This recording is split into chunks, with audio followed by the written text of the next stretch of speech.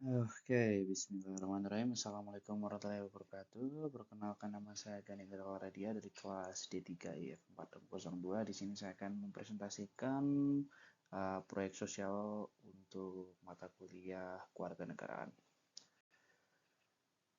Oke, di sini saya mengambil judul topik yaitu apakah pungli itu termasuk korupsi? Topik ini saya angkat dari tema tindak pidana korupsi.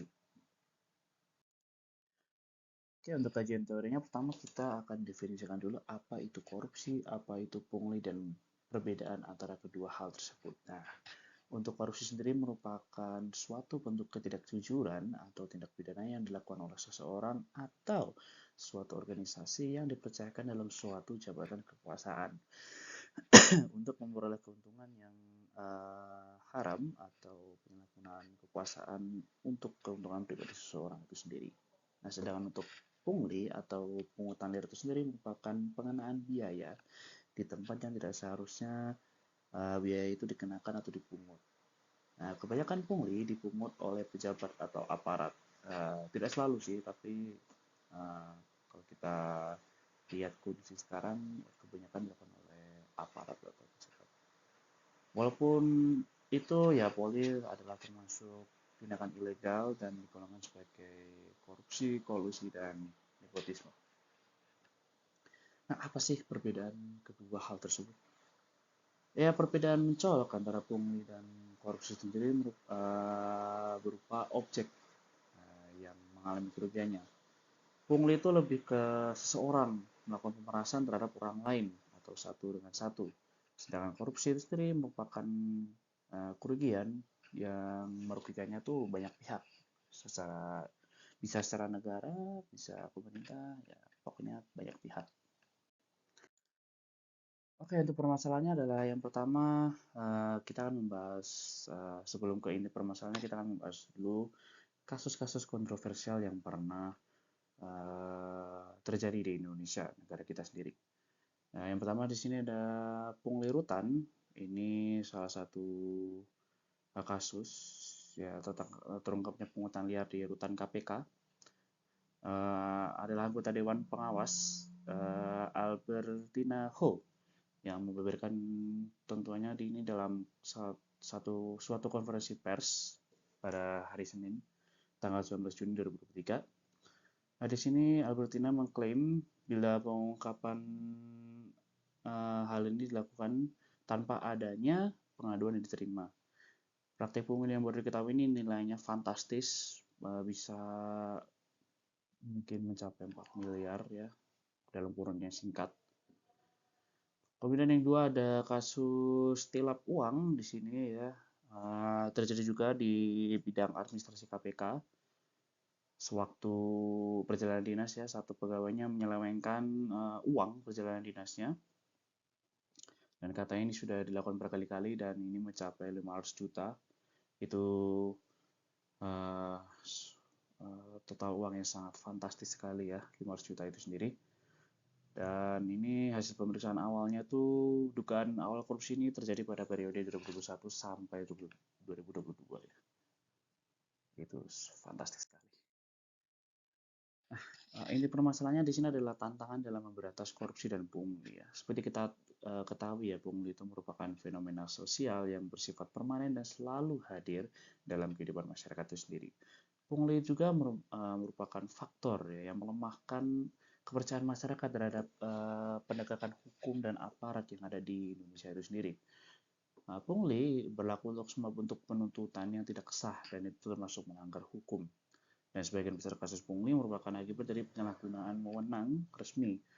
Kita bisa lihat contohnya yaitu kalau kalian tahu ya kan banyak sekali gerai-gerai seperti Indomaret, Alfamart yang menyediakan jasa parkir gratis di dalam tokonya. Namun kita bisa lihat sendiri ya kan dalam praktiknya ya banyak sekali tukang parkir ilegal di sana yang meminta uang dan itu termasuk salah satu tindakan pungli ya. Pungli dapat dikelompokkan menjadi tindak pidana khusus korupsi dan juga tindak pidana umum, yaitu pungli. Salah satu penelitian dari Hutter Pandiangan pada tahun 2020 itu menyebutkan bahwa pungli lebih banyak dilakukan oleh pihak berwenang dan tergolong korupsi polisi dan terorisme seperti yang saya jelaskan sebelumnya. Sementara itu, pernyataan lain mengatakan bahwa membatasi pungli adalah kejahatan besar. Padahal ya dalam kehidupan masyarakat itu melayani hak seharusnya menjadi kewajiban dan tanggung jawab pemerintah sebagai penyelenggara pelayanan publik. Namun karena pelayanan dimaknai sebagai kewenangan, maka dianggap sah bila berimplikasi pada timbulnya biaya. Maraknya pemerasan cenderung meresahkan dan menghancurkan seni-seni kehidupan masyarakat itu sendiri. Dan di sisi lain juga, rendahnya kesadaran masyarakat untuk berkontribusi dalam pembangunan politik itu juga menjadi maraknya fenomena pungli pada kehidupan kita saat ini. Tingginya tingkat ketidakamanan kerja akibat prosedur pelayanan yang panjang dan membosankan itu juga menjadi penyebab semakin banyak masyarakat yang menyerah ketika dihadapkan pada pelayanan publik. Dan hal inilah juga yang menjadi salah satu faktor yang membuat masyarakat semakin toleran terhadap praktik pungutan liar itu sendiri. Nah, pembahasan di sini kita akan menganalisis hukum ya, terkait dengan tindakan korupsi dan pungli ini sendiri. Nah, dijelaskan dalam UU Nomor 20 Tahun 2021 tentang Pemberantasan Tindak Pidana Korupsi, Peraturan Presiden Perpres Nomor 27 Tahun 2016 tentang Satgas Saku Bersih Pungli. Pengertian pungli adalah suatu perbuatan yang dilakukan oleh pegawai negeri atau penyelenggara yang dengan maksud menguntungkan diri sendiri atau orang lain secara melawan hukum. Pungli merupakan sebuah tindak pelanggaran hukum yang diatur dalam KUHP. Nah, di sini pada pasal 368 KUHP menyatakan barang siapa dengan maksud untuk menguntungkan diri sendiri atau orang lain secara melawan hukum itu sendiri, memaksa orang lain dengan kekerasan, ancaman, dan apapun itu untuk memberikan sesuatu barang, itu bisa bisa mendapatkan pidana penjara paling lama 9 tahun. Selain itu juga pada pasal 415 KUHP menyatakan seorang pegawai negeri atau orang lain ditugaskan menjalankan suatu jabatan umum dan juga untuk sementara waktu yang dengan sengaja menggelapkan uang ya atau surat berharga yang disimpan apapun itu karena jabatannya itu bisa diancam dengan pidana penjara paling lama 7 tahun. Wow, itu waktu yang sangat lama sekali. Nah, bagaimana rekomendasi untuk melawan tindakan pungli ataupun korupsi itu sendiri? Well, kita lihat dulu apa sih yang menyebabkan orang itu melakukan korupsi, kan?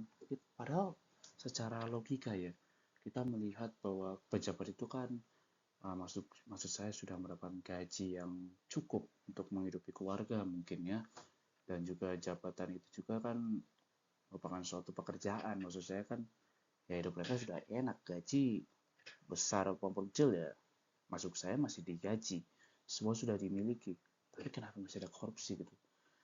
Nah, ini sebenarnya menurut penelitian yang saya temui di website ini ada beberapa alasan seseorang itu melakukan korupsi. Namun secara singkat ini ada suatu teori yang ditulis oleh Jack Bologna, itu adalah dikenal dengan teori GONE.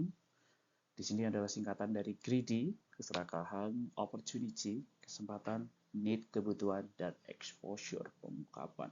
Nah, teori GONE sendiri mengungkapkan bahwa seseorang yang korupsi pada dasarnya itu serakah dan tak pernah puas, seperti sifat dasar manusia, serakah dan tak pernah puas akan sesuatu. Tidak pernah ada kata cukup dalam diri koruptor yang serakah. Keserakahan ditambah dengan kesempatan, maka akan menjadi katalisator terjadinya tindak pidana korupsi. Setelah serakah dan adanya kesempatan, ya seseorang berisiko melakukan korupsi jika ada gaya hidup yang berlebihan, serta pengungkapan atau penindakan atas pelaku yang tidak mampu menimbulkan efek jerah. Nah, ini ada beberapa strategi, ada beberapa rekomendasi dari KPK itu sendiri untuk upaya pencegahan pungli dan korupsi itu sendiri. Yang antara lainnya adalah meningkatkan transparansi dalam proses pelayanan publik, dan yang kedua adalah memperkuat pengawasan dan akuntabilitas, dan menetapkan pendekatan preventif untuk melalui edukasi, melalui edukasi dan pelatihan bagi pegawai negeri ya, swasta juga bisa, serta melibatkan masyarakat juga pastinya, dan untuk memerangi korupsi itu sudah pasti, agar korupsi dan pungli ini bisa diberantas langsung ya kan, tidak ada pungli dan korupsi lagi di negara Indonesia. Nah, ini ada beberapa referensi yang saya ambil ya, di sini ada dari Kompas, Detik, dan dari Kemenkumham dari Kalimantan Barat. Oke, mungkin itu saja video penjelasan saya tentang proyek sosial yang saya buat ini. Semoga bermanfaat dan apabila ada kesalahan kata saya mohon maaf. Wassalamualaikum warahmatullahi wabarakatuh.